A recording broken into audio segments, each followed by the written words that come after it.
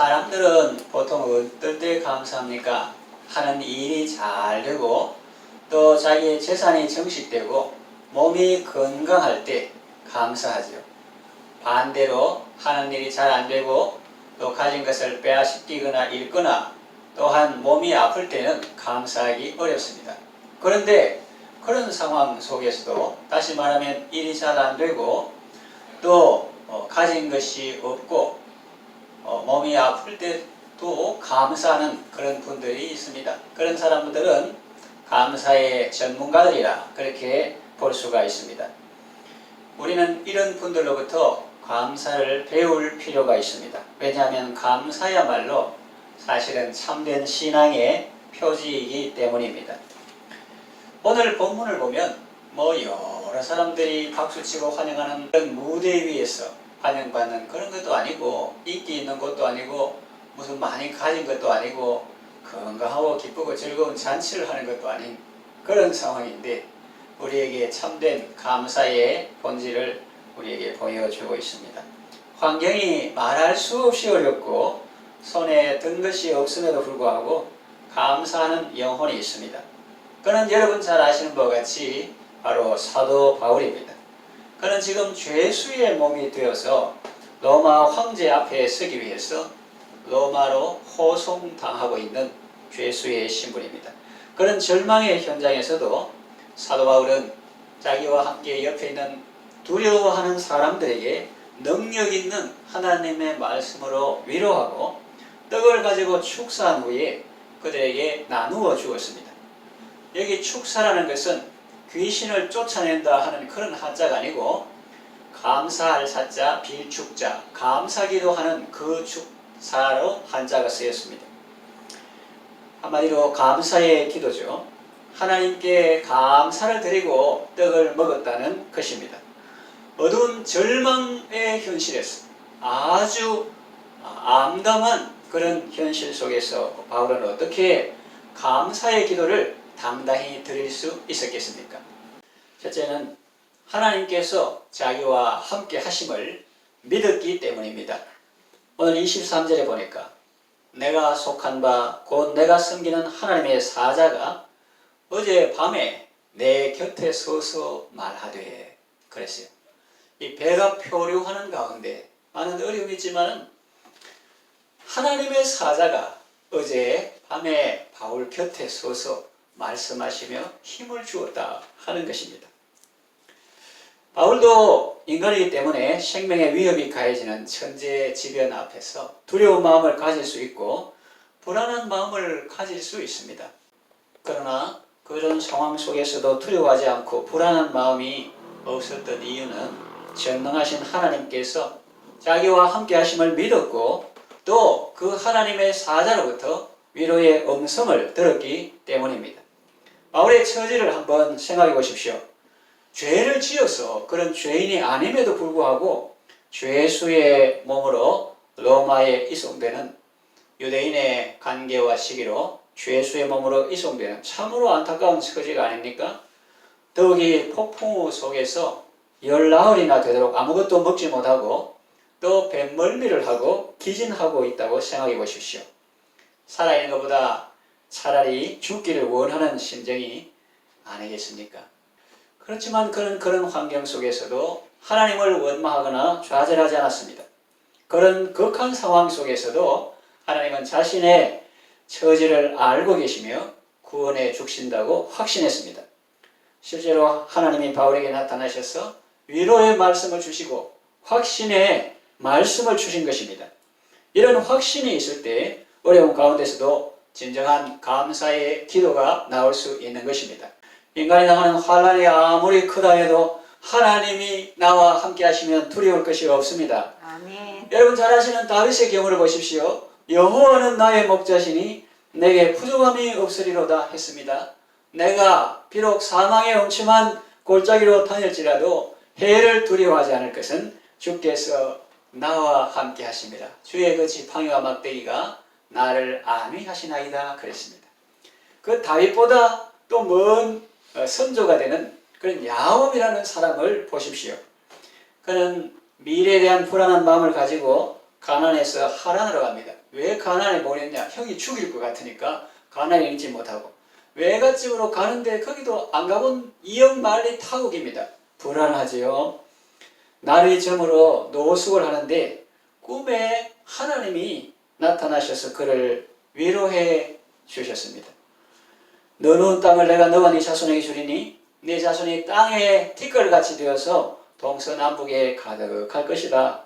또 땅의 모든 족속이 너와 네 자손을 인하여 복을 얻으리라 하시고 또 내가 너와 함께 있어 네가 어디로 가든지 너를 지키며 너를 이끌어 이 땅으로 돌아오게 하리라 그랬습니다. 내가 네게 허락한 것을 다 이루기까지 너를 떠나지 아니하리라 그런 말씀을 하셨습니다. 그래서 야곱은 그 말씀을 듣고 불안한 마음이 싹 가셨어요. 진정한 감사는 하나님이 우리와 함께 하시는 것입니다. 여러분이 삶을 살면서 경험해 보지 않습니까?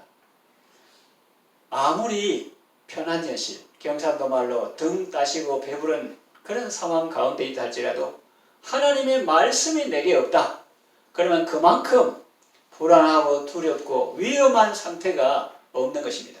다른 사람이 다 박수치고 높여주고 인기 절정이라 해도 또 재산이 막 정식된다 해도 하나님의 말씀이 없다. 그만큼 답답하고 불안하고 두렵고 위험한 때가 없는 것입니다. 그러나 정말 어렵고 힘든 가운데서도 하나님께서 아침에 또 하루를 주신 그 은혜를 깨닫고 하나님께 감사하고 바쁜 가운데서도 우리가 하나님께 기도할 때 하나님께서 음성을 들려주시고 저녁에 잠자리에 들기 전에도 하나님께서 오늘 수고했다. 내가 너를 기뻐한다. 이런 말씀을 하시면 정말 살맛이 나고 힘이 생기는 것입니다. 사망의 엄침한 골짜기를 다닐지라도 혹은 수술을 받을 때에라도 내가 채찍에 맞음으로 네가 나음을 입었다. 내가 너의 모든 질병과 연약함을 다 짊어졌노라. 그런 말씀을 들으면 위로가 되고 또 담담하게 그 모든 치료를 잘 받을 수가 있는 것입니다. 그러므로 여러분 하나님의 음성 듣기를 힘써야 합니다. 무슨 이 장사를 하면 대박이 터질 것이요 동으로 가면 귀인을 만날 것이요 그런 신비한 무슨 말을 하려는 것이 아니라 하나님께서 말씀을 하셔도 내가 다른데 분주복잡하고 마음이 빼앗겨 있으면 그 말씀을 들을 수가 없는 것입니다. 그러나 사도 바울과 같이 풍랑이 있는 배에서 열나흘 동안 먹지도 못하고 그런 가운데 구원의 여망조차 없는 그런 가운데에서도 하나님을 사모하고 그 배에 탄 영혼들을 사모하고 자신의 사명, 가이사 앞에 서야 되는 그런 걸 생각할 때에 하나님의 사자가 옆에 계셔서 말씀해 주시는 것입니다. 두려워 말라. 네가 가이사 앞에 설 것이다. 그건 무슨 말입니까? 너는 안 죽는다 지금 이거는. 너는 가이사 앞에 설 것이고 또 이 배에 탄 사람들도 다 구원을 받을 것이다. 그렇게 말씀을 해주시는 것입니다. 그러니까 여러분들은 하나님의 말씀을 신비한 소리를 들고 귀를 기울이는 이게 아니고 성경 말씀을 많이 읽으시기 바랍니다. 자기 일에 분주 복잡해가지고 하나님이 옆에서 막 말을 해도 그거 들리지 않고 그렇게 하면 안 돼요. 누구는 말하고 누구는 안 말하고 이게 아닙니다. 하나님은 그 뜻대로 부르심을 입은 자, 하나님을 사랑하는 자에게는 다 말씀해 주시는 것입니다. 잠언에 말한 것 같이 지혜가 사거리에서 외치면서 어리석은 자는 일로 오라 하는 크게 외치는 것처럼 하나님의 말씀은 성경을 통해서 성령을 통해서 오늘도 우리 귀에 우레와 같이 울려 퍼지는 것입니다. 그 말씀을 통해서 우리는 위로를 얻고 힘을 얻고 절망적인 상황 가운데서도 소망을 가지고 하나님 앞에 감사할 수 있게 되는 것입니다. 여러분에게도 이런 하나님의 함께 하심으로 인한 감사가 있기를 바랍니다. 두 번째, 사도 바울은 어떻게 절망의 현장에서 감사의 기도를 드릴 수 있었나? 자신이 사명의 사람이라는 것을 깨달았기 때문입니다. 24절에 보면 바울아 두려워하지 말라. 네가 가이사 앞에 서야 하겠고 또 하나님께서 너와 함께 항해하는 자를 다 내게 주셨다 하였으니 라고 했습니다. 좀 전에도 잠시 언급했듯이 하나님의 사자가, 다시 말하면 하나님께서 사도 바울에게 네가 가이사 앞에, 시저 앞에, 로마 황제 앞에 써야 하겠고 이렇게 말씀하시는 거예요. 네가 그렇게 오매불망 바라고 원하던 바가 아니냐. 로마서에 보면 내가 여러 번 너희에게 가기를 원한 것은 너희가 모르기를 원치 않으니 한 것처럼 사도 바울이 그리 가기를 얼마나 소원했는데 하나님께서 네가 가이사 앞에 서야 하겠고 하는 거는 네 소원이 뭔지 내가 아는데 가야 안 되겠나 이런 것도 있고 또 네가 세계 복음화를 위해서 로마가 직접 사람들이 모이는 큰 나라 이름도 로마지만 그 도시도 로마인데 황제를 복음화시키고 그 측근을 복음화시키가 세계 복음화가 앞당겨지지 않겠나 그런 의미에서 네가 가이사 앞에 서야 하겠고 그런 의미도 있는 것입니다. 그리고 이 배에 탄 사람들이 다 내게 주셨다. 이것은 뭐 표류해서 죽는다가 아니고 생명 구원하다는 그런 의미이고 또 영혼 구원까지는 아닌 것 같지만 그러나 그렇게도 볼 수 있지만 약간 분명한 것은 이 풍랑 때문에 다 죽지는 않고 다 살았다. 그거는 분명합니다. 또 은혜 받아가지고 믿은 사람도 있겠죠. 바울은 가이사 앞에 서야 할 사명을 가지고 있었습니다. 하나님께서 사명 있는 자를 풍랑 속에 죽도록 내버려 두시겠습니까? 로마로 호송당하는 것도 바울 자신에게 어떤 죄가 있어서가 아니라 로마를 복음화시키고 싶은 강렬한 열망이 그에게 있었기 때문입니다. 그가 로마로 가려고 많이 노력했는데 그때마다 때가 아니어서 빈번히 좌절되었지만은 이제는 드디어 죄수의 몸으로 로마로 들어가게 되었던 것입니다. 그 사명이 있는데 하나님께서 바울을 중도에서 죽이겠습니까? 사명이 있는 자는 결코 죽지 않습니다. 하나님이 죽이시지 않습니다. 사도 바울에게는 사명 줬고 우리에게는 사명 없습니까? 우리에게 사명이 있습니다. 그 사복음서 마태마가 누가 요한 그리고 사도행전도 나오는데 크게 말하면 온 천하에 다니면 만민에게 복음을 전파하라. 복음을 전하여서 사람의 생명을 구원하는 것이고 또 내 양을 먹이라 그랬어요. 그래서 하나님의 양을 먹이는 것입니다. 목자에게 말하면 그 목원들을 사랑과 기도로 잘 섬기고 살리라 하는 것이고 교회의 교사는 자기 맡은 학생들을 하나님의 양들을 돌보는 것입니다. 가정에서는 나의 자녀들, 믿지 않은 가족들, 손자, 손녀들 또 사업할 때는 내게 붙여주신 모든 사람들이 다 하나님의 양입니다. 그렇게 생각하는 것이 이해하기 쉽습니다.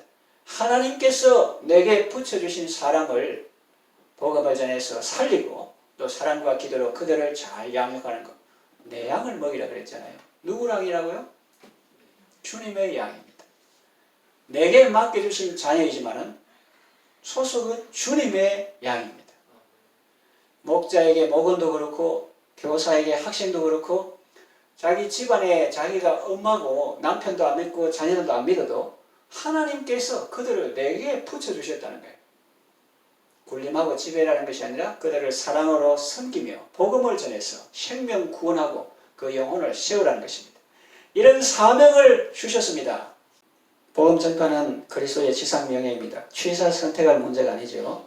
반드시 해야 할 일입니다. 복음 전파보다 우리의 생애를 빛나게 하고 영원히 가치 있게 하는 일은 없습니다. 우리가 여러 사람에게 도움을 줄 수 있고 은혜를 베풀 수 있지만 가장 큰 은혜와 도움은 그로 하여금 예수를 믿도록 복음을 전하는 것입니다. 하나님은 이 사명을 가진 자를 많은 사람들 가운데 가장 존귀한 자로 만드십니다. 다니엘서 12장 3절을 보면 지혜 있는 자는 궁창의 빛과 같이 빛날 것이고 많은 사람을 옳은 대로 돌아오게 한 자는 별과 같이 영원토록 비치려고 했습니다. 바울이 성성한 배에는 세상적으로 유명한 사람들이 있었죠. 선장이 있었고 로마 장교인 백부장도 있었습니다. 그 외에도 명성 있는 사람들이 많이 있었을 것입니다. 그런데 그 외에 책임자와 주관자는 그들이 아니었습니다. 하나님은 하나님을 섬기는 충성된 바울을 그리고 사명을 위하여 로마로 가고 있는 바울을 그 배의 진정한 책임자로 세우셨던 것입니다. 처음에 미항에서 바울이 백부장에게 조언했습니다. 여기서 과동하고 겨울 보내고 갑시다 했습니다. 잘못하면 물건들과 사람의 생명에도 위협이 찾아온다고 했습니다. 그런데 백부장은 바울의 말을 듣지 않았습니다. 그때는 사람들이 바울의 권위를 인정하지 않았습니다. 죄수 신분에 호송돼 끌려가는 죄수 신분에 무슨 말이 많아 그랬겠죠. 그래서 백부장은 바울의 말을 듣는 대신 선장의 말만 듣고 미항을 출발했던 것입니다. 그런데 지금은 어떻습니까? 주도권이 완전히 바울에게로 넘어갔습니다. 그 누구도 더 이상 이제는 백부장이나 선주나 선장의 말을 듣지 않습니다. 그들이 그 배의 책임자가 아니었습니다. 선장의 주도권과 지도력이 바울에게 넘어갔습니다. 하나님은 로마로 압송되는 죄인인 바울을 그 배의 책임자로 존귀케 하셨고 276명의 생명을 바울에게 맡기셨던 것입니다. 이와 같이 사명이 있는 자를 하나님은 참으로 존귀케 하십니다. 그리고 결코 데려가지 않으십니다. 그러니 바울이 얼마나 감사하겠습니까? 우리도 사명이 있습니다. 사명이 있는 자는 하나님이 결코 데려가지 않으시고 세상에서 그 이름을 존귀하게 해주신다는 것을 기억하고 어려운 환경 속에서도 감사의 기도를 드릴 수 있기를 바랍니다. 세 번째, 절망적인 상황 가운데서도 감사기도 드릴 수 있었던 이유는 하나님의 말씀의 능력을 믿었기 때문입니다. 본문 25절을 보면 그러므로 여러분들이 안심하라. 나는 내게 말씀하신 그대로 되리라고 하나님을 믿노라. 내게 말씀하신 그대로 되리라. 밑줄을 끊어놨죠. 주거속지에. 내게 말씀하신 그대로 되리라. 말씀의 능력을 믿었기 때문에 감사할 수 있었습니다. 하나님은 말씀으로 세상 만물을 창조하셨습니다. 하나님의 말씀은 역사하는 능력이 있습니다. 히브리서 4장 12절 하나님의 말씀은 살아있고 운동하는 힘이 있어 좌우의 날선 어떤 검보다도 예리하여 혼과 영과 관절과 골수를 찔러 쪼개게 하자며 또 마음의 생각과 뜻을 감찰한다고 했습니다. 하나님의 말씀은 단순한 말이 아니라 인격적이기 때문에 살아있으며 운동하는 힘이 있습니다. 그리고 그 말씀은 인간의 마음속에 내재하고 있는 것 모든 불이나 추악이나 탐욕이나 악한 의도나 시기, 악독 등을 심판하기 때문에 좌우의 날이 서는 어떤 검보다도 예리하다는 것입니다. 요즘 의술이 발달해서 사람 몸속에 있는 장기의 내부까지도 들여다볼 수 있습니다. 위내시경, 대장내시경 이런 거 있죠. 사진으로 찍어서 볼 수도 있습니다. 미국에서는 게놈 프로젝트라는 것을 발명해서 이제는 사람의 생로병사에 도전하고 무병장수하는 방안도 도모하고 있다고 합니다. 그러나 아무리 의술이 발달해도 그래서 사람의 몸속에 있는 장기의 내부까지 들여다본다고 해도 사람의 마음은 읽을 수가 없습니다. 그러나 하나님의 말씀은 사람의 생각까지 감찰하시고 꿰뚫어보는 능력이 있습니다. 사람의 혼과 영과 관절과 골수를 찔러 쪼갠다고 했습니다. 이것은 인간의 가장 깊은 곳까지 예리하게 분석하며 판단할 수 있다는 말씀입니다. 그렇게 정밀하게 진단하고 수술하고 치료하는 것입니다. 하나님의 말씀은 단순한 말이 아니라 지혜의 말씀이요 위로의 말씀이요 능력의 말씀인 것입니다. 가버나움의 백부장은 예수님께 나와 말하기를 선생님 말씀만 하옵소서 그러면 내 하인의 병이 낫겠습니다 했습니다. 예수님께서 그의 믿음을 칭찬하시며 말씀으로 그 하인의 병을 고쳐주셨습니다. 바울도 지난밤에 예수님의 말씀을 들었습니다. 그리고 그 말씀을 그대로 믿었습니다. 하나님의 말씀을 믿을 때 우리는 어떤 역경 속에서도 절망하지 않을 수 있습니다. 어려운 환경 가운데서도 오히려 감사하며 다른 사람을 위로할 수 있는 힘과 여유를 얻게 되는 것입니다. 쉬운 말로 말씀에서 천지가 나왔지 천지에서 말씀이 나왔습니까? 오늘도 이 말씀의 권위를 인정할 때 담대함이 생기는 거죠. 안 믿는 사람 혹은 예수를 믿어도 근성으로 믿는 사람은 천지 속에 말씀이 있다고 생각하죠. 천지가 빛과 번쩍하고 유명한 사람, 대단한 사람 많고 화려하고 많고 말씀은 전절히 일부다. 천지 속에 말씀이 있다. 이러는 사람은 아무것도 이룰 수가 없습니다. 말씀에서 천지가 나왔다. 하나님이 말씀만 하면은 병도 낫고 만나와 매출하기도 생기고 죽은 자도 살아나고 말씀에서 천지가 나왔다 하는 이 사람은 하나님의 말씀을 사모하고 그 말씀 붙들고 그 말씀 믿고 담대하게 감사함으로 나아갈 수가 있는 것입니다. 모세는 홍해 앞에서 두려웠다는 백성들에게 너희는 두려워하지 말고 가만히 있어서 오늘날 너희를 위하여 하시는 하나님의 구원을 보라고 말했습니다. 여러분들도 위기 앞에서 낭망하거나 원망하거나 두려워하지 말고 하나님이 주시는 말씀을 붙들고 사람들에게 그 말씀을 통해서 똑같은 어려움이 있지만 그 말씀을 통해서 자기는 위로를 얻고 확신을 얻고 용기를 얻기 때문에 주변에 두려워 떠는 사람에게 힘과 용기와 소망을 주시기를 바랍니다. 말씀을 정리해 요약합니다. 감사는 하나님을 영화롭게 합니다. 오늘 감사하는 사도 바울은 인간적으로 볼 때 무대 위에서 조명을 받고 사람들의 박수를 받거나 무슨 대단한 일을 성취하거나 자기 몸이 최고조에 있는 그런 상태가 아닙니다. 열나흘 동안 먹지도 못하고 마시지도 못하고 해도 별도 보이지 않은 시커먼 먹구름 아래서 내일을 알지 못하고 표류하는 가운데 있지만 감사의 줄을 놓지 않습니다. 인간적으로는 절망적인 상황이죠. 그러나 하나님의 함께하심을 믿었기 때문에 감사할 수 있었고 하나님께서 내게 주신 사명이 있고 그 사명의 길로 지금 나를 이끌고 계신다는 확신이 있었기 때문에 감사할 수 있고 또 하나님이 말씀하신 그대로 믿노라 그렇게 말씀의 능력을 믿을 때 그는 감사할 수 있었습니다. 그러나 여러분들도 절망적인 환경 속에 있다 할지라도 하나님을 믿는 믿음으로 감사하면서 승리하시기를 바랍니다. 아멘.